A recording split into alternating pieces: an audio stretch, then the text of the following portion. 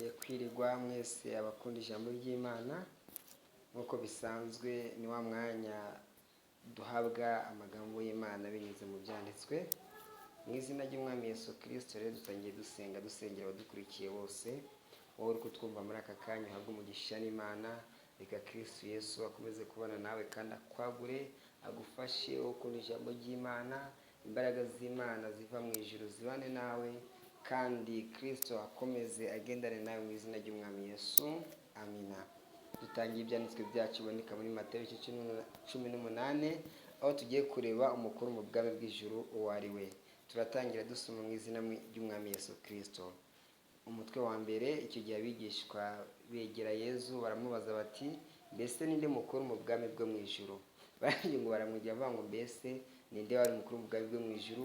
Baba bari kwibaza uzaba ari mukuru mu bwami bwo mu ijuru, cyangwa se umukuru mu bwami bwo mu ijuru ko agomba kuba ameze. Kabiri, nuko Yesu arembuza umwana amushyira hagati yabo, arangije azana umwana amushyira hagati yabo. Nuko Yesu arembuza uwo mwana. Gatatu, maze arababwira ati, ndababwira nkomeje, niba mudahindutse ngo mumere nk'abana bato, mutazinjira mu bwami bw'ijuru. Arababwira ati, noneho rero nta kujya mu ijuru bisaba ari ukuvuga ngo ni ukuri mukuru, ahubwo nutamera nk'umwana muto ntiwakwinjira mu bwami bw'ijuru. Kane, uwiyoroshya akemera nk'uyu mwana muto niwe mukuru mu bwami bw'ijuru. Arabwira ati, umuntu wemera guca bugufi akemera guca bugufi akiyoroshya nk'umwana muto, uwo niwe nita mukuru mu bwami bw'ijuru. Kane, uwiyoroshya akamera nk'uyu mwana muto niwe mukuru mu bwami bw'ijuru. Gatanu, byongeye kandi haleluya.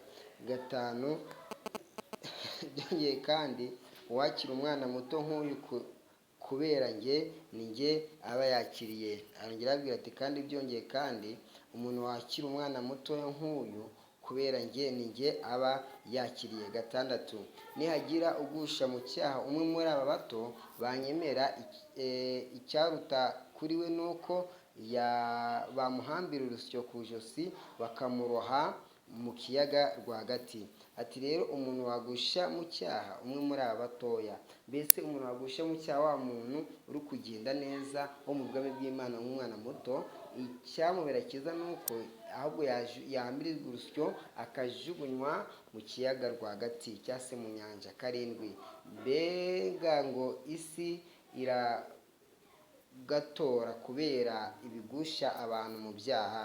Ibigusha abantu ntibizabura kubaho, ariko umuntu bizaturukaho azaba agatoye. N'abati isi iragatoye kubera abantu, ibigusha biri mu bantu bigusha abandi, ariko noneho uwo biturukaho niwe ugatoye cyane, niwe ufite ikibazo. 8, niba ikiganza cyawe cyangwa ikirenge cyakugusha mu cyaha, ugice ugite kure.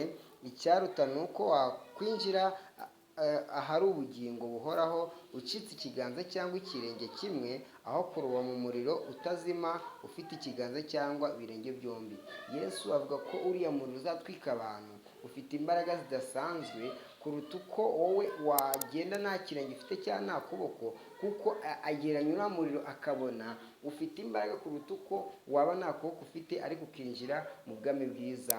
Kandi bitewe n'ibyiza biri mu bwami bw'Imana, bitewe n'imigisha irimo, arareba akabona kwigeramo, kubura ukuboko ukabona iyo migisha biruta kuba ufite amaboko yombi ariko ntubone iyo migisha.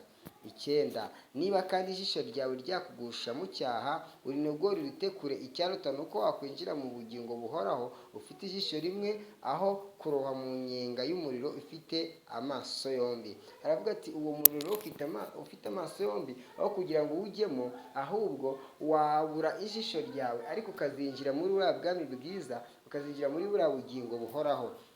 Haleluya. Ikigereranyo cy'intama yazimye tugeze ku 10. Muramenye mutagira uwo musuzugura muri aba bato, ndababwira ko mu ijuru abamarayika babo bahora imbere ya Data uri mu ijuru. Yari agifite uwo mwana, aravuga ati, muri utu twana ntihazagira uwo musuzugura, kuko imbere ya Data abamarayika bahora imbere ya Data uri mu ijuru. Niyo mpamvu bariya abana bafite marayika wabo rwose uhora imbere ya Data. 11, umwana w'umuntu yazanywe no gukiza abazimiye. Arabwira ati, rero nta kindi cyanzanye, hari abazimiye naje gukiza. Si uko abatarazimiye nje kubakiza, ahubwo hari abazimiye nibo naje gukiza. 12, none se murabibona mute? Hagiye umuntu ufite intama 100 maze imwe ikazimira, hagize umuntu ufite intama 100 imwe ikazimira, mbese ntiyasiga izindi 99 ku musozi kugira ngo ajye gushaka iyazimye? Niko bigenda iyo ufite intama uzagiye ku musozi imwe ikazimira, ngo se nusiga imwe ukajya gushaka yandi yazimye ukayizana mu zindi?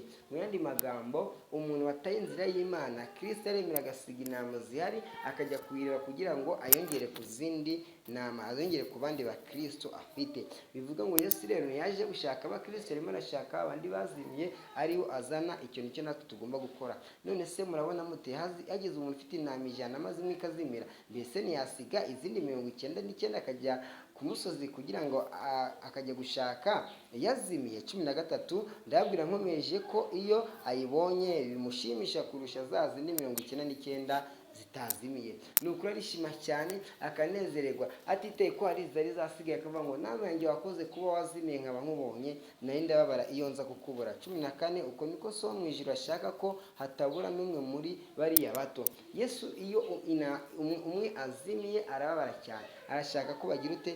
Ko bagaruka. Nicyo gituma nawe iyo ugize uruhare mu kuzana intama ya Kristo yari igiye kuzimira, Kristo agukunda akakwishimira kuko ukoze ikintu cyari cyamuhangayikishije. Amena. 15 mugenzi wawe nagucumuraho umusange umwereke icyaha cye mwiherereye, nagukundira uzaba ugaruye umuvandimwe wawe. Haleluya. Mugenzi wawe ngo nagucumuraho uragenda umusange umwereke icyaha cye mwiherereye, noneho nagukundira, naramuka agukundiye uzaba ubonye mwene so, naho ntatakumva umutorere undi muntu umwe cyangwa babiri, kugira ngo nk'uko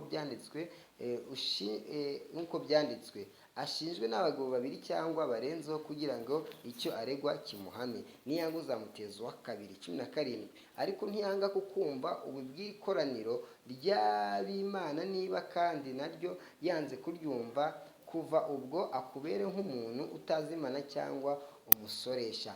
Aravuga ati rero wamuteje umwe, biranga umuteje 2 cyangwa 3, biranze umuteje itorero ryose, ikoraniro ryose arajyanze, akubeho nk'umukoresha w'ikoro cyangwa umuntu utazi Imana. 18 ndababwira nkomeje ko icyo muzaboha ku isi kizaba kiboshywe n'Imana mu ijuru, kandi icyo muzabohora ku isi kizaba kibohowe n'Imana mu ijuru. Aravuga ati rero uwo muntu nimumara kumuha Satani mukamuboha, azaba aboshywe mu isi, nimumubohora kandi nabwo azaba abohotse. Yes, aho haleluya. 19 reka ntongere mbabwire, niba ku isi 2 muri mwe bashyize hamwe kugira ngo basabe ikintu icyo ari cyo cyose, bazagihabwa na Data uri mu ijuru. Kandi abantu 2 mu isi, niba ku isi 2 muri mwe nibashyira hamwe kugira ngo basabe ikintu, Data wo mu ijuru azakibaha ari mu ijuru. Kuko aho 2 cyangwa 3 bateraniye mu izina ryanjye, mba ndi kumwe nabo. Aravuga ati rero babe 2 babe 3, iyo bateranye mu izina ryanjye mba ndi kumwe nabo. Nicyo gituma rero 2 cyangwa 3 bashize hamwe bagira icyo basaba, bagomba kukibona. Tugiye ku mugani w'umugaragu wanze kubabarira mugenzi we. 21 nuko Petero yegera Yesu aramubaza ati, Nyagasani, mbese umuvandimwe wanjye akomeje kunshumuraho nkwiriye kumubabarira kangahe? Ese namubabarira 7? Ati umuvandimwe wanjye yancumuye akancumuraho ni kangahe? Ese ni 7 karahagije?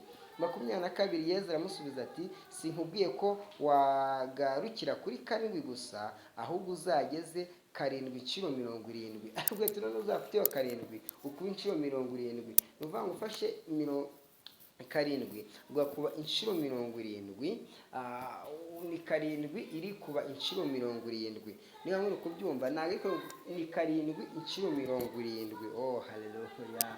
Ubwo urumva izo nshuro zose ugomba kumubabarira. Niyo mpamvu by'ubwami bw'ijuru wabigiranye n'umwami washatse kumurikisha imari ye yarayibikije abagaragu be. Arakomeje agitangira kubikora, bamuzanira umwe muri abo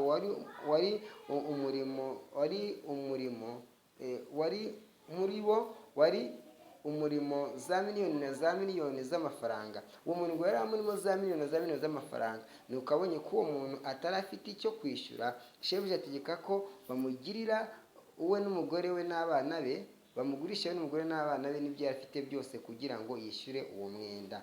Uwo mugaragu nuko kumwikubita imbere akoma yombi ati nimunyihanganire nzishyura ibyanjye byose, ibyanyu byose nzabyishyura. 27 shebuja amugirira impuhwe amurekera uwo mwenda aramurekura. 28 uwo mugaragu avuye aho ahura n'undi mugaragu mugenzi we wari murimo amafaranga ibihumbi bikeya, aramufata aramuniga ati nyishyura umwenda undimo. 29 mugenzi we niko kumwikubita imbere aramwinginga ati munyihanganire nzabishyura ibyanyu byose. 30 aranga, ahubwo aragenda aramufungisha kugeza igihe azaba amwishyuriye uwo mwenda.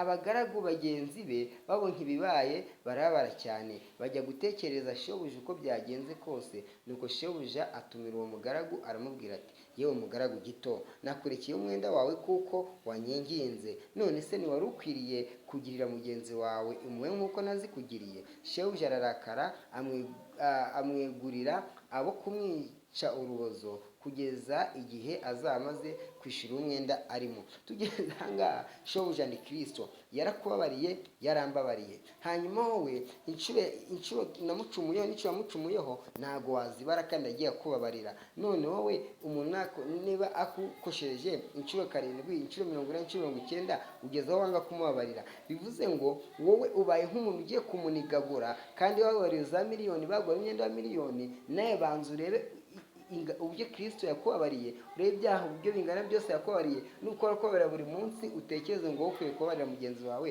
kangahe. Yesu Kristo abari natwe. None se ntiwari ukwiye kugira mugenzi wawe impuhwe kuko nazikugiriye? Shebuja ararakara amuha abo kumwicira urubozo kugeza igihe azaba amaze kwishyura umwenda arimo. Yesu yungamo ati nguko uko data uri mu ijuru azagirira buri wese muri mwe natabera mugenzi we abikuye ku mutima. Mwakire neza amagambo y'Imana.